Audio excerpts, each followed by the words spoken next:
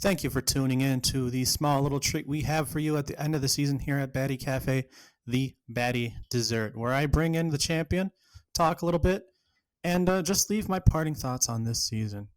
This is Chai, and the only real thing, because this is a dessert episode, you want to keep it small, maybe not put on too many calories. The main thing that comes to mind for this season is narratives. When we have a double Swiss format, and we have a fantastic top eight like we did have, stories form, narratives form. Some that are bologna sausage. Candy is definitely a top eight player, and sickness does cause a problem. That's no cap. But also, there's stories we had that need to be fixed, and some that are just beginning. Mad Cow should never be underrated again. I think that's a narrative that can go away. However, we also have players like Lars, who had the absolute, I think, the biggest Cinderella story out of any Baddy Smash League run. Maybe even actually comparable probably to Kulix in season one. One is expected to be good though. Lars, I don't think anyone expected him to get as far as he did. But it'll be interesting to see whether or not he ends up like Loyola Chicago, or if he ends up like University of Maryland, Baltimore County. There are so many players whom, when we watch them, both in the pre-show and commentators, that almost creates a story based on the way we talk about them, biased casters or not. And it's interesting to see culturally where these players evolve. One of the players whose story continues to grow, and the story is there such thing as someone who's too good to be in Baddy League, is our three-time champion, booting away any narrative that the next hot thing on the block can beat him. Before it was Candy, then it was Alpha Mew. We'll see who it is next season, but until now, I have KK here with me, the indomitable, the mighty, the three-time champion. KK, how are you doing? I'm doing great. I'm so glad to be back. Actually, part of my motivation for trying to win this season was to get on to the dessert episode. I really like it here at the Baddy Cafe, so I'm glad that you have me here for one final episode. Yeah, we don't have trophies, but I guess this is the next best thing. KK, we asked you the same kind of questions last season, but I think they're valid to ask again. Mentality is a huge thing. We always attribute heavy players with having the Chad mentality when they play heavies. You are the creme de la creme, the crown jewel of heavy players in Baddy League. Did you have a stable, rock solid mentality going into this? What was your mindset? What was your goal coming into it? I think this season was my best mentality that I've ever had, especially in top 8 and in that very last match against Alpha Mew. Going in, I was thinking, well, I know I can beat him. I got close, really close in the winner's bracket against him. I just couldn't quite pull it out. And I was thinking, if I lost, it's not the end of the world. He's a really good player. And I've heard a quote out there. I think it was pertaining to football. I think it was, the thrill of victory is really good, but the crushing blow of defeat is even worse. It was complete opposite for me. Like, my mindset was, if I lose, that's okay. But when I won, I did the biggest pop-off I've ever done in my life. I clapped so hard that my hands hurt going into the Mad Cow set. It's Yeah. kind of like some DK stuff right there, right there. Yeah, I did You a DK forward put smash. your hands together if you want to clap. That is right. Yeah, I think this season I was really proud of my mindset. I tend not to get too angry when I play, except in doubles I get mad at myself because I'm not only playing for myself, I'm playing for someone else as well. But I was just really proud of my mentality this season, especially in the playoffs.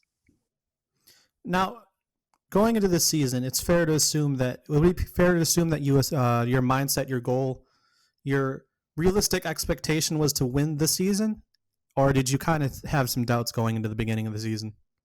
I had some doubts, especially with that shaky start in the Chai Invitational, only taking one stock and getting pretty much destroyed by Alpha Mew. I tried not to let that match bother me too much because my hands were shaking. I was cold, but my hands were sweaty at the same time. It just sounds like I'm super Johning that match. But after the crew battle that night, I just contacted Alpha Mew and I said, mind if we play like a few matches? and I think we played 5 matches. I remember one person won 3, one person won 2. I can't remember who won more, but it just helped my mentality just playing those friendlies. I was like, hey, I can actually beat this guy. That was against his Steve, the friendlies. And yeah, going into the season, I was expecting to go 3-0 in Swiss, and then Lars came out of nowhere. But then I barely clutched it out against Ooga Booga. And going to bracket, I saw that the upper side of bracket was so stacked. And I was hoping that I would beat you, Chai, and I was You barely did. able to do that. And then against Alphamu from there on, I was like, whatever happens, I'm kind of fine with it. But I guess to get back to your original question, at the start of the season, I was thinking I was shooting for top 5, to be honest, because I actually made a post back in Rich's or Blaze's Discord back in September. See, let me pull it up. I saved that as a picture. I quote, GG's, I can almost guarantee I'm not going to place top 5 in Baddy Smash if I can't practice as much as I could in the summer. So I was really thinking because I couldn't practice, I wasn't going to do as well. But I guess when you play a heavy and you can get kills at any percent with Giant Punch, practice doesn't matter as much. But I was hoping to get top 5. And then once I saw Alpha Mew was in the losers, I was going to be content with 3rd.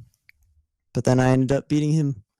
So there's your super long answer, super complex answer that went off in all sorts of dividends. That's fine. That's fine. You've earned this. You've earned the right to ramble. I Now love I gotta rambling. ask you because this was wild.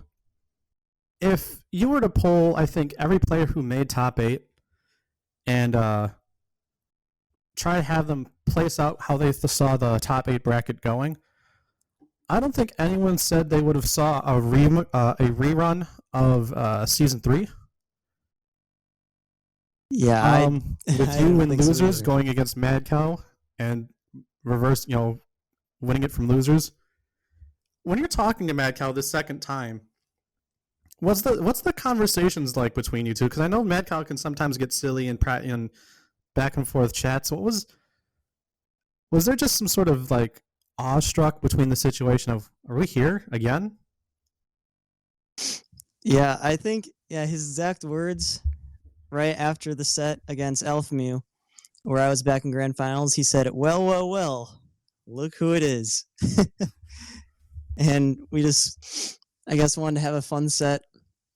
After the first set, I think we both knew that the second set was going to be ending up similar, but I think it was great that we both ended up in grand finals again, just like season 3. It almost happened in season 4. Like Mad Cow, I know everyone likes to underrate him, and season 4 he almost got back through his losers run as well. But it's very ironic that we were able to get grand finals 2 different seasons. Yeah, Joey was not able to make it here today, but as a representative of the Baddy Cafe production team, I think it should be now currently and forevermore banned to call Mad Cow overrated.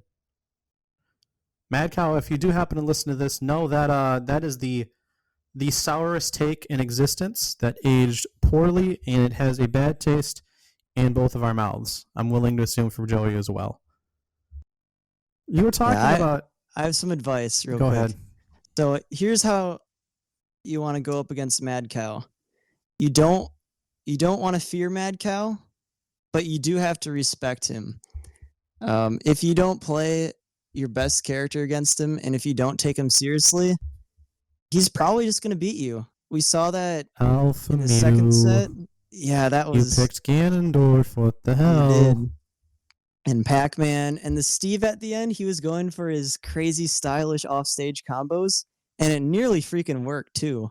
But those couple SDs against Mad Cow, he's going to take that every day of the week. And even the second set, game 2, when I went Incineroar, he SD'd at like 0 or really low percent on 2 of the stocks. If he didn't SD, he he would have destroyed me. So that's my advice. Don't fear him, but respect him. And have confidence. Yeah, that's easier said than done. Confidence is also really attained when you're playing a character you're very familiar with. However, Mr. King is Kong. Mr. King is Kong. Something has interesting thing at the very end of the stream had happened. Are you familiar with what had happened? Did DK get banned? DK is a character now banned in Baddy League. Oh man. 69 million points were dropped to ban that character. All right, Steve is banned too. All right. That's fine. He was banned a while back. Who are you going to bring out then? What's the plan? Well, the plan originally, even if DK wasn't banned, was going to be trying my hand at Pyra and Mithra. I really like this style that you can switch between two similar characters, but they differ enough that you can get kind of different play styles. And I just think they're really good too. And I've only gotten to play them a little bit, but the little bit I've played, I really enjoyed them. And I think I'll be able to do pretty well with them. So next season, as long as AJS doesn't decide to ban them for some reason, yeah, I think you're going to see the KK, Pyra, and Mithra. No, with Pyra and Mithra, you get the flash and dash of Mithra, and you get the Unga me hit you with backer and kill you at 60 with Pyra. And I know you're not the only one, too. We have Candy, who's really interested in the character. We have a lot of other players. So I'd love to see if we finally have a DLC character that sits with a lot of people. And more importantly, successfully sits. We've had people bring out like a DLC character like once or twice and either like do horribly or like completely decide to not play the character because they're too technical. But we'll see if the DLC finally comes and makes itself into a top 5 position. Yeah, that was almost Sephiroth for me. But the main thing that kept me from wanting to really main him, like I was having a ton of fun with him, but I just kept dying at such early percents, and he's so tall. And his forward air, you know how it sticks in the stage? Mm-hmm. Well, sometimes it just doesn't. If you're too low, his forward air will just go through it, and it'll just fall to your death. I think if they fix that, I might want to pick him up again. But that's just such a dumb mechanic where it just doesn't work sometimes. I think a lot of characters have that too, where it's like, oh yeah, this move works like this. And then it doesn't. And then it does not. And then you feel really, really, really bad. But that's a character you're thinking of bringing. As a person who has all the characters in Elite Smash, though, I just have a few more questions for you. But this is one that really was pertinent on my mind. Yeah, every character in Elite Smash, so you're part of that collecting crew. What character do you want to see more in the league? What do you think? What kind of archetype is missing in this league that you'd like to see? Ooh, well, I'm glad we don't have too many zoners and projectile characters. Although a little amount of those is good. I haven't seen a Captain Falcon in a while. There's been a few secondary Captain Falcons. We have a similar character with Ganondorf with Maldsaur. I want to see a really good Captain Falcon. I know a lot of people say that he's not hype because he just does the same thing over and over. Nah, I think that's hype though. Fast-paced, some crazy combos, flashy kill moves. I want to see someone bring a Captain Falcon. Yeah, I can't judge. I'm in the club that says Captain Falcon isn't that hype, but I also think Bayonetta's hype, and it's almost the same exact critiques can be put on her as well. I think Bayonetta's hype. In this game, she's hype because she just doesn't work properly. So you have to make it work. You actually have to lab stuff and be really precise and read the eye in this game. And then sometimes you can do everything perfectly, and then they still don't die. There's a very good chance that it'll age like milk. Oh, go ahead, KK. Oh no, I was done. Yeah, there's a very good chance it's going to age like milk, but let it be known, I did not lose a single game as Bayonetta this season, and I think I'm probably going to play her a lot more next season. Regardless of how much we both recognize she's kind of Garbo. Similar, like also Donkey Kong's kind of Garbo, but they're fun characters that you can win with. Yeah. All right, KK. We know you're going to be potentially going with Mithra, or at least a different character. that is not DK. But a thing I've wanted to prioritize in a while and talking about this, and I know it's something that Swift preaches a lot, and it's something that I got to work on, is mindset. You've been champion 3 times so far, and I've asked you a couple questions about this, about going into this season. But going into next season, what are your mindset and expectations are a little bit of different things, because I think something that can hinder a lot of people on how they feel about the game and how they feel about their own performance and where they are is maybe having too high of expectations. There's that, a lot of people have it where if they don't win at something or if they're not good at something immediately, they just want to give up. What do you think is a healthy expectation, not only for you going into next season, but do you think is a general great way to set expectations as a whole? That's a really good point. Yeah, with the difference between mindset and expectations. I think a healthy mindset to have is just try to have fun. Not everyone can win all their matches. No one won all their matches this season, which is really cool, actually. And the biggest thing is just have fun. You get to spend your Wednesday evenings watching some fun Smash Bros. You get to have some matches on stream, maybe invite some people to watch if you want. Expectations, I'd say you can set good expectations for yourself, but don't try to set too high of expectations. Like this season, I was just going to be happy with the top 5 finish and pulling out some clutch victories. But yeah, try not to take it too seriously. I know it's easier said than done, like saying don't get mad if you lose. It's okay to be disappointed. Just try not to be too hard on yourself, because every season the talent is getting better and better. I think with my season victories, it's getting harder competition each season. I mean, who knows who's going to be joining next season? But yeah, just my best advice is keep having fun. Join some off-season arenas if you want. You can get better that way by playing some high-quality players.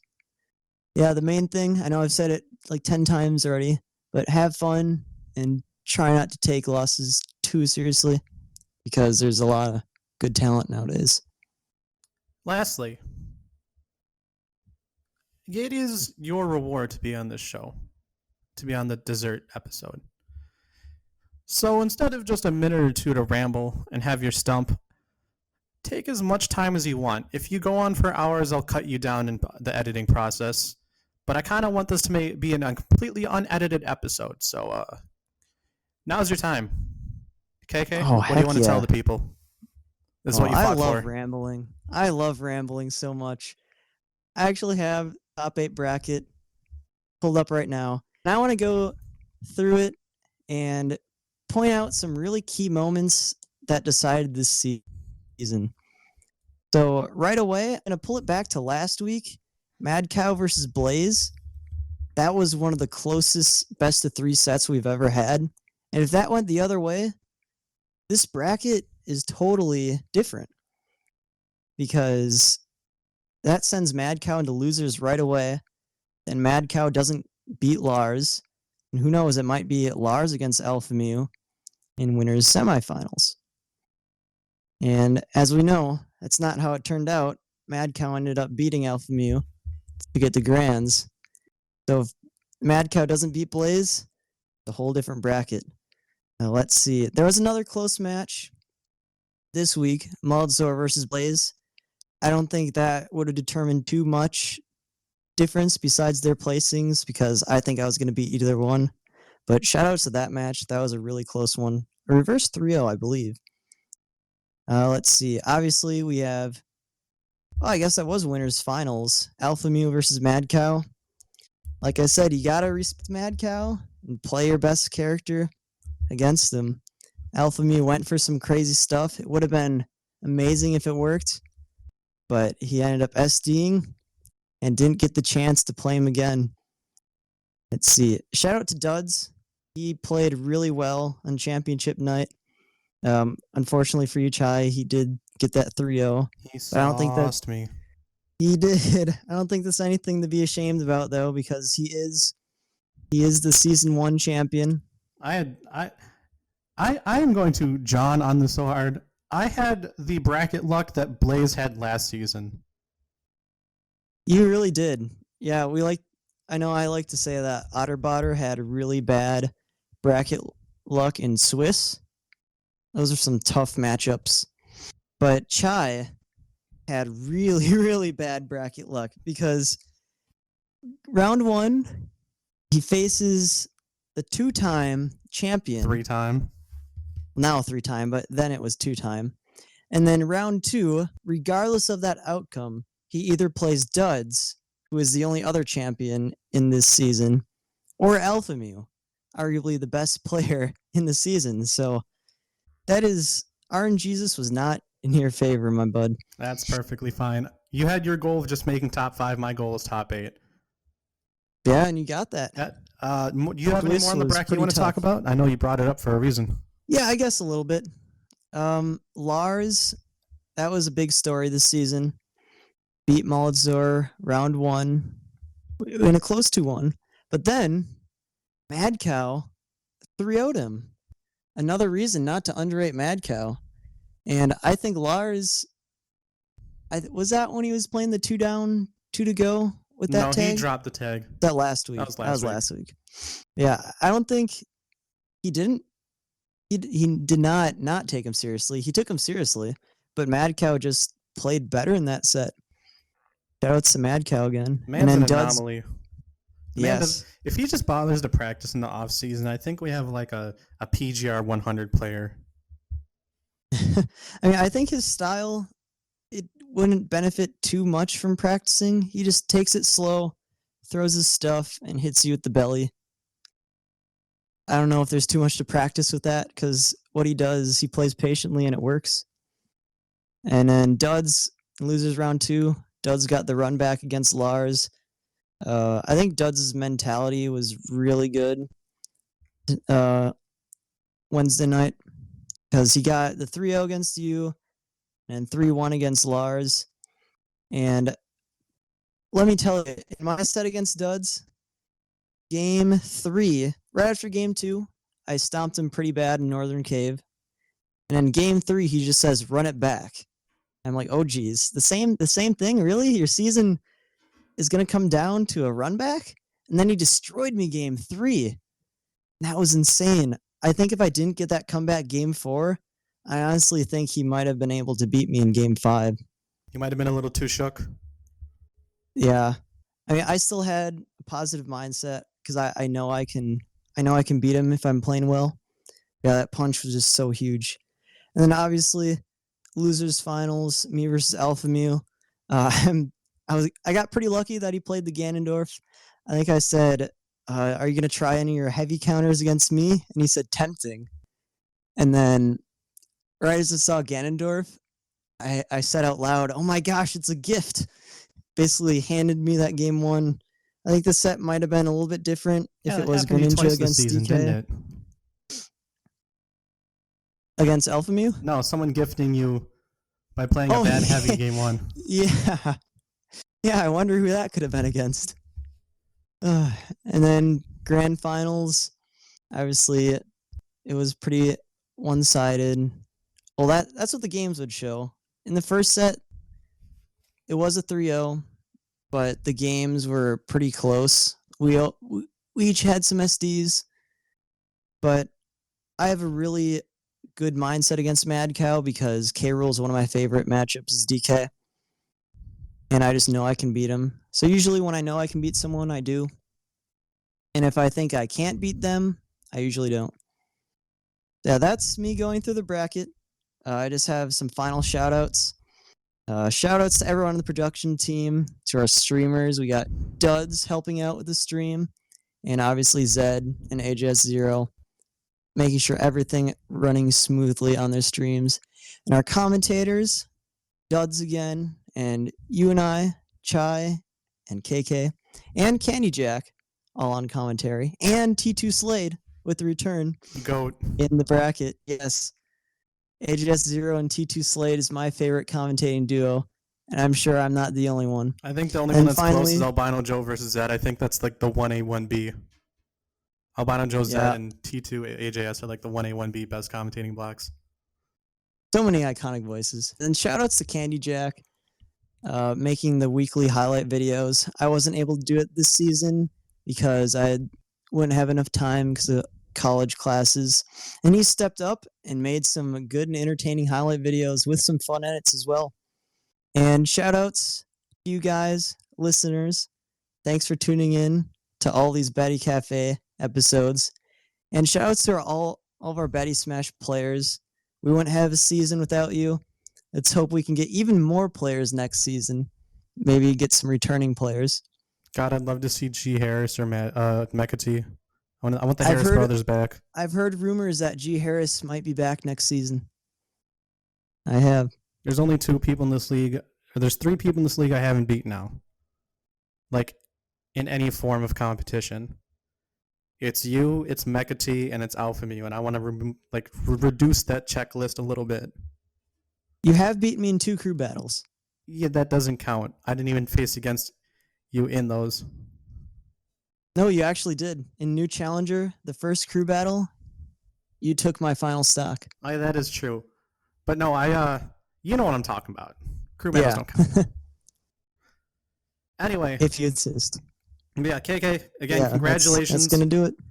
You're like based on the fact that you just keep winning and you keep on going on this show, you might as well be like an honorary host at this point in time.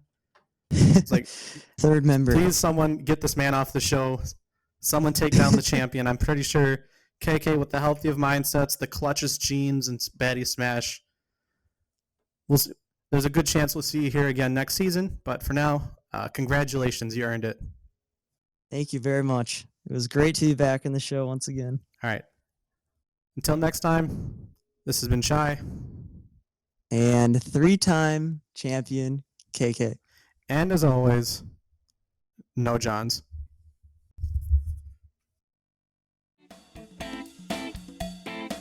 All right, ladies and gentlemen, thank you for tuning in to the Baddy Cafe. The intro and outro music was produced by Head Reaver, and this is a Baddy Smash production.